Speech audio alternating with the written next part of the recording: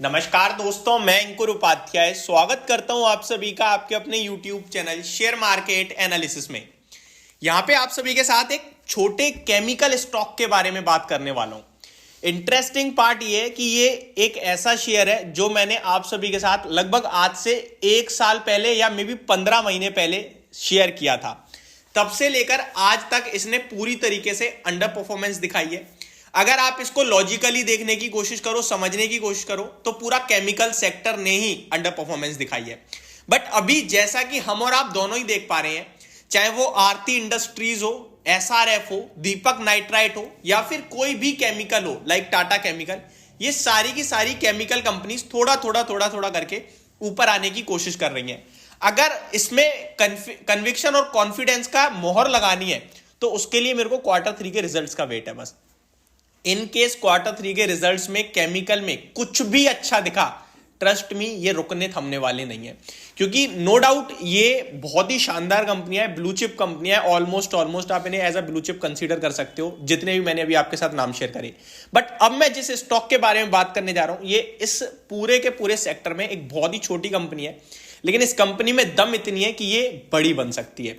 तो शुरू करते हैं बिना किसी देरी के स्टॉक के साथ। स्टॉक का नाम है ब्लैक रोज इंडस्ट्रीज। अब इस कंपनी की बात की जाए तो सबसे पहले आप इसका भाव देखें, लगभग 156 रुपए के लेवल्स पे क्लोजिंग देता हुआ दिखा है स्टॉक आपको फ्राइडे के ट्रेडिंग सेशन में। लगभग 0.25% बढ़कर बंद हुआ है। कंपनी के अबाउट सेक्शन में अगर मैं पढ़ूं तो Black Rose Industries Limited is engaged in the business of distribution and manufacturing of a wide range of speciality and performance chemicals. Simple सी भाषा में कंपनी का टोटल मार्केट कैप 800 करोड़ का है। कंपनी का रिटर्न ऑन इक्विटी अभी 6.25% दिख रहा है और रिटर्न ऑन कैपिटल एम्प्लॉय 9.7% दिख रहा है। लेकिन ये काफी ज्यादा है क्योंकि 2 साल से इस कंपनी ने कोई रिटर्न्स बना के नहीं दिया है, इसलिए ये आपको दिख रहा है।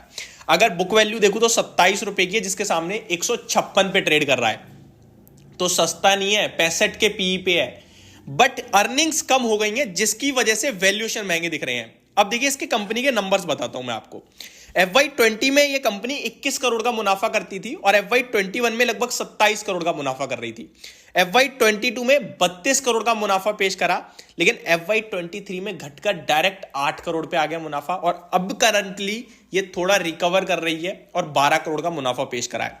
अगर इस कंपनी की जंप देखनी है और परफॉर्मेंस देखनी है तो हमेशा कहते हैं जितना ज्यादा पास्ट रिकॉर्ड देख सकते हो आप उतना ज्यादा देखो, तभी आप इंसान को भी, कंपनी को भी, या जो भी चीज जज कर रहे हो उसको अच्छे से जज कर पाओगे। अगर आप किसी पर्सन से केवल और केवल 1 घंटे के लिए मिलोगे और उससे 1 घंटे में जज करोगे, नहीं कर पाओगे। लेकिन जितना ज्यादा उसके साथ टाइम स्पेंड करोगे आप उसे अच्छे से समझोगे। सेम चीज कंपनी के लिए भी अप्लाई होती है। आप अगर उस कंपनी का 1 दिन की परफॉर्मेंस देखोगे नहीं समझ पाओगे, जितना ज्यादा पास्ट रिकॉर्ड देखोगे उतना अच्छे से समझोगे। इस कंपनी की बात करूं तो FY14 में ये घाटे में थी 3 करोड़ के, FY15 में 1 करोड़ का मुनाफा बनाया, 16 में 2 करोड़ का। आप 1 से 2 देख रहे हो, लेकिन ये 100% का जंप हो गया। FY17 से 2 से 5 करोड़ का हुआ, ये मोर देन 100% हो गया।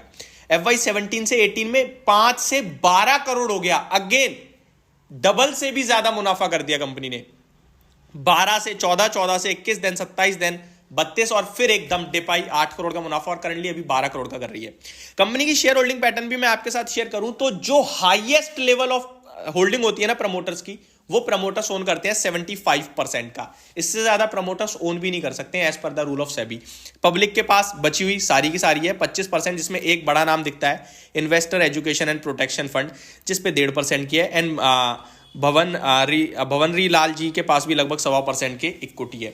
इस कंपनी का अगर आप ट्रैक रिकॉर्ड छोड़ो, चार्ट पैटर्न देखोगे तो आपको दिखेगा 5 साल में इस कंपनी ने 218% के रिटर्न्स जनरेट करे हैं और 10 साल में लगभग 3500% के रिटर्न्स जनरेट करे हैं। लाइफ लॉन्ग देखोगे 2002 से अभी तक तो 41,600% के रिटर्न्स जनरेट कर चुकी है। मेरे को लगता है ये दोबारा 180 रुपए पे मैंने फर्स्ट टाइम डिस्कस किया था, इसने 100 रुपए का लो लगाया, अभी रिकवर होते होते 156 ऑलरेडी हो चुका है। लेकिन मेरे को यहां से लगता है ये स्टॉक टू वॉच है फॉर 2024 और मे बी अगर रिजल्ट्स अच्छे आ गए तो इसी साल हो जाएगा। अगर रिजल्ट्स अच्छे नहीं आए तो 2024 से 25 यानी 2 साल के लिए इस शेयर में थोड़ा बहुत अपनी टोटल जो पोर्टफोलियो उसका 5%, 3% जो भी आप देना चाहो इसमें इन्वेस्टेड रहो। ये कैंडिडेट है 250, 280 और 300 भी हो जाए तो कोई बड़ी बात नहीं है, क्योंकि जब छोटी कंपनी चलती है तो वो डबल ही हो जाती है। अभी प्राइस टू अर्निंग के हिसाब से 45-50 का दिख रहा है हमें, लेकिन अगर कंपनी की अर्निंग्स बढ़ी तो फिर मल्टीपल ऑटोमेटिकली नीचे आ जाएंगे।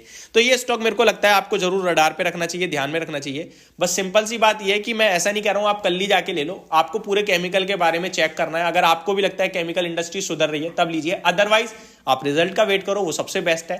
एक बार रिजल्ट्स आ जाएं, चाहे आरती के ही आ जाएं या फिर दीपक के आ जाएं, जिसके भी नंबर्स आ जाएंगे, अगर नंबर्स में इंप्रूवमेंट दिख रही है देन डेफिनेटली ये भी चलेगा एंड 100% चलेगा, ऐसा मुझे लगता है। होप आपको ये सारी जानकारी पसंद आई होगी। Thank you so much for watching this video. Have a great day guys.